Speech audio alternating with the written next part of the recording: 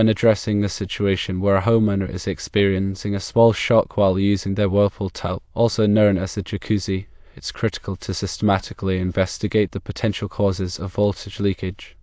The fact that the pump motor is bonded to the cold water line and is also on a ground fault interrupter receptacle provides a starting point for the investigation.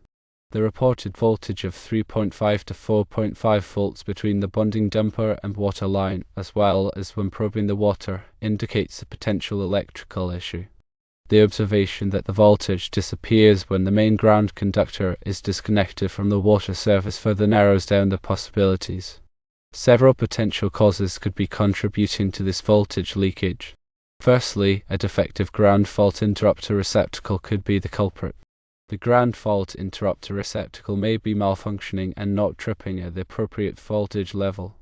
This would fail to protect the user from a low-level shock. Secondly, a faulty bonding jumper could also cause the problem. The bonding jumper between the pump motor and cold water line may have deteriorated or come loose, causing increased resistance. A compromised bonding jumper would not effectively equalize the potential between the pump motor and the water line. Thirdly, a ground fault in the water system could be to blame. There could be a ground fault in the water supply lines, causing voltage to leak into the water. This fault could be located anywhere in the plumbing system. Fourthly, a faulty pump motor could be the source. An internal fault in the pump motor could be causing leakage current. Even when the motor is unplugged, there could still be residual voltage present if the fault is within the motor windings or associated components. Fifthly, improper wiring may cause a shock. The wiring connections may not be secure or may have become loose over time. Loose connections can create voltage drops and contribute to leakage current.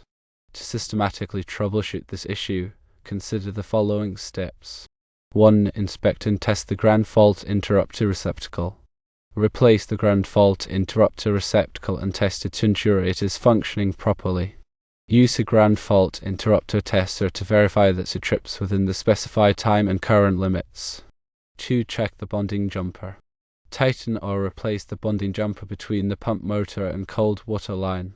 Ensure that the connection points are clean and free of corrosion. 3. Inspect the water system. Check the ground wire connections at the water supply lines and ensure they are secure and corrosion-free. Look for any signs of corrosion or damage to the grounding conductors. 4. Test the pump motor. Disconnect the pump motor and use a multimeter to test for any leakage current. Measure the resistance between the motor windings and the motor frame. Replace the pump motor if necessary. 5. Verify the wiring. Inspect the wiring connections throughout the circuit and tighten any loose connections. Use a voltage tester to check for any stray voltage along the wiring path. Keep in mind that even low levels of voltage, below 5 volts, can cause discomfort or shock in water due to the high conductivity of water. The conductivity of water increases the likelihood of experiencing a shock. If the voltage leakage persists after following the above steps, it is recommended to consult a qualified electrician for further troubleshooting and repair. An electrician has specialized equipment and knowledge to safely and effectively diagnose and resolve electrical issues. When testing for voltage, use a calibrated multimeter to accurately measure the voltage between various points.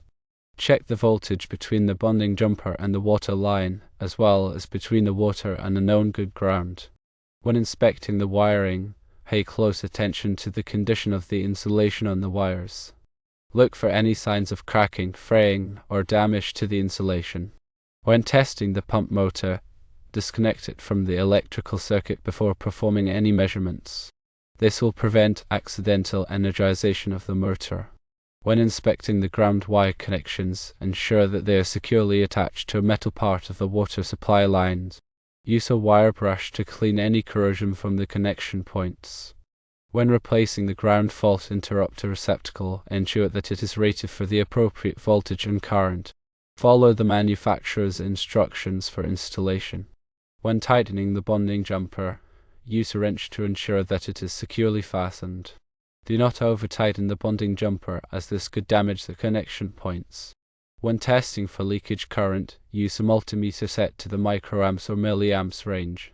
Measure the current between the motor frame and a known good ground. When inspecting the wiring connections, use a screwdriver to tighten any loose screws or terminals. Do not over-tighten the screws or terminals, as this could damage the wiring. When checking the ground wire connections, use a continuity tester to verify that there is a good electrical connection between the ground wire and the water supply lines. When replacing the pump motor, ensure that it is the same type and voltage as the original motor. Follow the manufacturer's instructions for installation. When tightening the wiring connections, use a torque wrench to ensure that they are tightened to the correct specifications. Do not under-tighten the wiring connections, as this could cause them to come loose over time. When checking the ground wire connections, use a voltmeter to measure the voltage between the ground wire and a known good ground. The voltage should be close to 0 volts. When replacing the ground fault interrupter receptacle, use a wire stripper to remove the insulation from the ends of the wires. Do not cut the wires too short, as this could make it difficult to connect them to the receptacle. When tightening the bonding jumper, use a locking plier to hold the jumper in place while you tighten the nut. Do not use your bare hands to hold the jumper in place, as this could result in an electrical shock. When testing for leakage current, use a clamp meter to measure the current flowing through the ground wire. The current should be less than 5 milliamps. When inspecting the wiring connections, use a magnifying glass to look for any signs of corrosion or damage. Do not touch the wiring connections with your bare hands, as this could result in an electrical shock. When checking the ground wire connections, use a wire tracer to follow the ground wire back to the main electrical panel. This will help you to identify any breaks or disconnections in the ground wire. When replacing the pump motor, use a hoist to lift the motor into place. Do not attempt to lift the motor by yourself, as this could result in a back injury. When tightening the wiring connections, use a thread sealant to prevent the connections from corroding. Do not use too much thread sealant, as this could make it difficult to remove the connections in the future. When checking the ground wire connections, use a ground resistance tester to measure the resistance of the ground wire. The resistance should be less than 25 ohms. When replacing the ground fault interrupter receptacle, use a circuit breaker lockout to prevent the circuit from being energized while you are working on it. Do not work on the circuit while it is energized, as this could result in an electrical shock. When tightening the bonding jumper, use a torque wrench to tighten the nut to the manufacturer's specification. Do not over-tighten the nut, as this could damage the jumper or the connection points.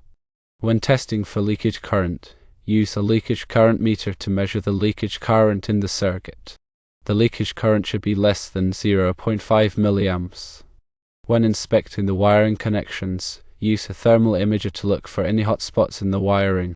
Hot spots can indicate loose connections or overloaded circuits. When checking the ground wire connections, use a ground fault locator to find any ground faults in the circuit. Ground faults can cause voltage leakage and electrical shocks. When replacing the pump motor, use a qualified electrician to perform the installation. A qualified electrician has the knowledge and experience to safely and correctly install the motor. When tightening the wiring connections, use a calibrated torque wrench to tighten the connections to the manufacturer's specifications. Do not over-tighten or under-tighten the connections, as this could lead to problems in the future. When checking the ground wire connections, use a ground impedance tester to measure the impedance of the ground wire. The impedance should be low enough to provide a safe path for fault current to flow. When replacing the ground fault interrupter receptacle, use a UL listed receptacle that is rated for the application. Do not use a non-UL listed receptacle, as it may not provide adequate protection. When tightening the bonding jumper, use a stainless steel bonding jumper to prevent corrosion. Do not use a copper bonding jumper, as it can corrode over time. When testing for leakage current, use a true RMS leakage current meter to measure the leakage current accurately. Do not use an average responding leakage current meter, as it may not provide accurate readings. When inspecting the wiring connections, use a press-up to inspect the inside of the conduit for any damage or corrosion. Do not rely on visual inspection alone, as damage may not be visible to the naked eye. When checking the ground wire connections, use a ground loop impedance tester to measure the impedance of the ground loop. The impedance should be low enough to provide a safe path for fault current to flow. When replacing the pump motor, use a motor that is energy efficient and meets the latest energy standards. Do not use an outdated motor, as it will consume more energy and cost more to operate. When tightening the wiring connections, use a wire connector that is rated for the application and the wire size. Do not use a wire connector that is too small or too large, as it may not provide a secure connection. When checking the ground wire connections, use a ground resistance clamp meter to measure the resistance of the ground wire without disconnecting it. Do not disconnect the ground wire to measure its resistance, as this could create a safety hazard. When replacing the ground fault interrupter receptacle, use a receptacle that is tamper resistant and meets the latest safety standards. Do not use a non-tamper resistant receptacle, as it may be easily tampered with. When tightening the bonding jumper, use a bonding jumper that is the correct size and length for the application. Do not use a bonding jumper that is too small or too large, as it may not provide adequate bonding. When testing for leakage current, use a leakage current probe that is designed for the type of equipment being tested. Do not use a probe that is not designed for the equipment, as it may not provide accurate readings. When inspecting the wiring connections, use a wire puller to pull the wires through the conduit without damaging them. Do not pull the wires by hand, as this could damage the insulation. When checking the ground wire connections, use a ground rod driver to drive the ground rod into the ground to the proper depth. Do not drive the ground rod too deep or too shallow, as this could affect its effectiveness. Remember to prioritize safety when working with electrical systems. Always disconnect the power before working on any electrical components. Use appropriate personal protective equipment, such as gloves and safety glasses. If you are not comfortable working with electrical systems, consult a qualified electrician.